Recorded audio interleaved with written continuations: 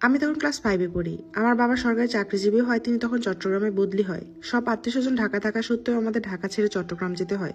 প্রথম কয়েক মাসে এখানে ভালোই চলছিল আমাদের, কিন্তু হঠাৎ এক রাতে অনুভব করি একটু ভিন্ন কিছুর। সে রাতে পড়ার টেবিলে আমি ও আমার ছোট ভাই পড়ছিলাম। তখন মা ছিল পাশের ঘরে এবং আমার বাবা ছিল বাহিরে। বলে রাখা ভালো, তখন বাবার একটা অভ্যাস ছিল, ডিউটি থেকে বাসায় আসার পর কিছুক্ষণের জন্য হলো বাইরে হাঁটাহাঁটি করতে যেতেন। আমাদের ফ্ল্যাটে ঢুকতে একটা কমন রুম ছিল। আমার পড়ার রুমে যেতে হলে সেই কমন রুমটা পেরিয়ে যেতে হতো। কমন রুমের এক কোণে একটা উঁচু বেসিং ছিল, যেটা ব্যবহার করতে হলে আমাকে টুল নিয়ে সেটা উঠে ব্যবহার করতে হতো। আবার আমার রুমে আমার পড়ার টেবিলে বসলে ওই বেসিংটা আমার বিপরীত দিকে পড়তো। তো আমার সবসময় কেন যেন মনে হতো কেউ একজন আমার পিছনে দাঁড়িয়ে আছে ঠিক ওই বেসিংটার জায়গায়। এটাই প্রায় হতো। সেদিন বাবার বাসায় ফিরতে দেরি হচ্ছিল। আমি আর আমার ভাই তখন আমাদের রুমে পড়ছিলাম। এক পর্যায়ে ভাই আমাকে রেখে আম্মুর রুমে চলে যায়। তবে ব্যাপারটা আমি তখন খেয়াল করিনি। হঠাৎ আমার মনে হচ্ছিল আমার ভাই আমার পেছনে দাঁড়িয়ে আছে ওই বেসিংটার ওইদিকে। আমি ভাবতে থাকি হয়তো আমাকে ভয় দেখানোর জন্য ও এমন করছে। তেমন পাত্তা দিইনি। তবে এক পর্যায়ে পিঠে ঠান্ডা বাতাস লাগতে শুরু করলে আমি পিছনে ফিরে তাকাই। আর এরপরই যা দেখলাম তাতে আমার হাত পা যেন নিমিষে ঠান্ডা হয়ে গেল। আমি দেখলাম আমাদের কমন রুমের বেসিং এর আয়নাতে আমার ভাইয়ের মতো দেখতে একটা অবয় দৃশ্যমান হয়ে আছে। সেটা আবার আমার দিকে এক দৃষ্টিতে তাকিয়ে আছে, যেন ভীষণ রেগে আছে সে, এমন ভাবে তাকিয়েছিল। তো এই ব্যাপারটা দেখে আমি ভীষণ ভয় পেয়ে যাই। ভয়ে আমি যেন নড়তেই পারছিলাম না। হুঁশ ফিরে বাবার ঘরে ঢোকার দরজা খোলার শব্দে কেঁপে উঠি আমি। এই ঘটনাটা আমার বাবা মাকেও বলেছিলাম, তবে তারা বলেছিলেন এসব আমার চোখের ভুল। অবশ্য এরপর থেকে আমি আর ওই রুমে পড়তে বসতাম না। আরেকটা ঘটনা, তখন আমার সেই রুমে খাট না থাকে, আমি ফ্লোরে বেডিং করে সেখানে থাকতাম। আপনারা ইতিমধ্যে জানেন সেখান থেকে বেসিন দেখা যায়। আর আমি বেসিং এর প্রতি কিছুটা ভীত ছিলাম, এজন্য আমি ভয় পেতাম বলে মা দরজা আটকে রাখতেন। তো সে রাতে আমি জেগে জেগে পরদিন পরীক্ষার জন্য পড়ছিলাম। পড়তে পড়তে সময় গড়িয়ে কখন বই হাতে ঘুমিয়ে গেছি খেয়াল নেই। তখন গভীর রাত, হঠাৎ মনে হতে শুরু করলো কেউ আমার মাথার পাশে খুব জোরে জোরে দাপাদাপি করছে। চোখ খুলতে আমার নজর গেল বেসিং এর দিকে। সে রাতে সে অনুভূতি লিখে প্রকাশ করার মতো ভাষা আমার নেই। আমি দেখলাম বেসিং এ একটা ভীষণ অদ্ভুত রকমের সাদা পা। সেই সাদা পা আবার চলতে চলতে ধীরে ধীরে সে আয়নার মধ্যে ঢুকে গেল। আর এসব দেখে আমার আর হুঁশ থাকে না। পরদিন সকালে শরীরে অনেক জ্বর আসে, পরীক্ষাটাও দিতে পারিনি। তবে আমার এই বাঙালি পরিবার বরাবরের মতো আমার কোনো কথাতে বিশ্বাস করেনি। তারপর চট্টগ্রাম থেকে যখন আমরা ঢাকায় ফেরত চলে আসি, তার কিছুদিন পর সিদ্ধান্ত নেওয়া হয় আমরা গ্রামে শিফট হব। তখন আমি ক্লাস 9-এ পড়ি। ক্লাস 5-এ থাকতে আমার সাথে যা যা হয়েছিল সেগুলো তখনও ভুলতে পারিনি আমি।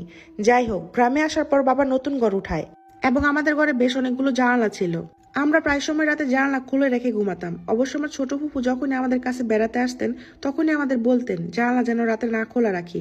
আমরা কেউ ততটা গুরুত্ব দিতাম না, কারণ আমার মায়ের কাছে মনে হতো জানালা আটকে রাখলে তার দম বন্ধ হয়ে আসে। আমার সেই ফুফু একজন ঢাকায় মেয়ে হওয়া সত্ত্বেও তার গ্রামে বিয়ে হয়। তিনি নাকি তাদের গ্রামে অনেক কিছু উপলব্ধি করেছেন, যার কারণে আমাদের বরাবর সাবধান করতেন। বলতেন জানালা খোলা রাখলে অনেক দূর থেকেও খারাপ নজর করতে পারে। একদিন আমার মা জানালা খোলা রেখে সিলিন্ডারে চুলাতে ফুসকা বানাচ্ছিলেন। তখন হঠাৎ পুরো ঘরটাতে একটা বাসি পচা গন্ধে আমাদের দম বন্ধ হয়ে আসতে শুরু হয়। মনে হচ্ছিল কেউ আমাদের ঘরের কোনায় পচা মাছ রেখে দিয়ে গেছে, কিংবা হয়তো মরা জীবজন্তু ফেলে রেখে গেছে। এত দুর্গন্ধ ছিল যা বলার বাহিরে। তখন আমি আর আমার ভাই জানালা দিয়ে ভালো করে বাইরে দেখলাম কেউ আছে কিনা, কিন্তু না, সেখানে কেউ ছিল না এবং কোনো ময়লাও ছিল না।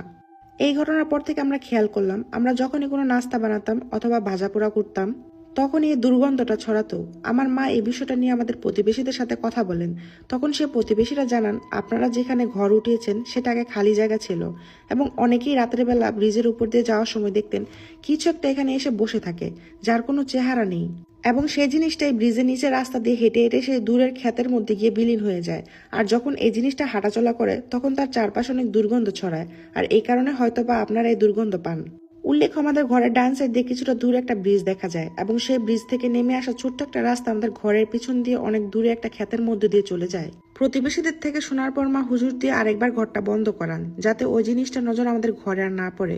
হুজুর যখন এসেছিলেন তখন তিনি বললেন আপনারা যখন ভাজাপোড়া করেন তখন ওর এই রাস্তা দিয়ে যাওয়ার সময় ও এই গ্রানে আপনাদের উপর নজর দিত এবং ও দূর থেকে দেখতো আপনারা কি করছেন না করছেন।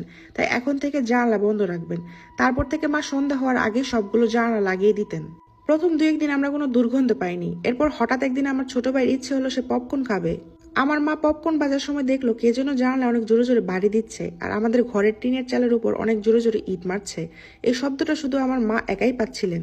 তারপর আমার মা ভাজা পোড়ার কাজ শেষ করে আমাদের কাছে আসলে আমাদের জিজ্ঞেস করেন তোরা কি কোনো শব্দ পেয়েছিস? আমরা অবাক হই, কারণ আমরা কেউ কোনো শব্দ পাইনি। তারপর দিন সকালে আমার মা কোনো এক কাজে পাশের বাড়ি গিয়েছিলেন।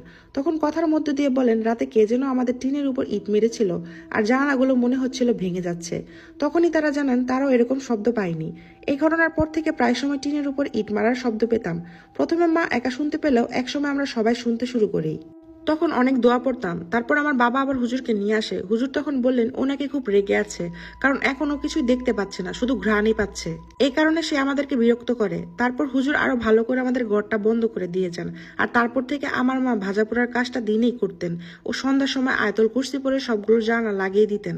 এরপর থেকে আল্লাহর রহমতে আমরা আর কিছু টের পাইনি।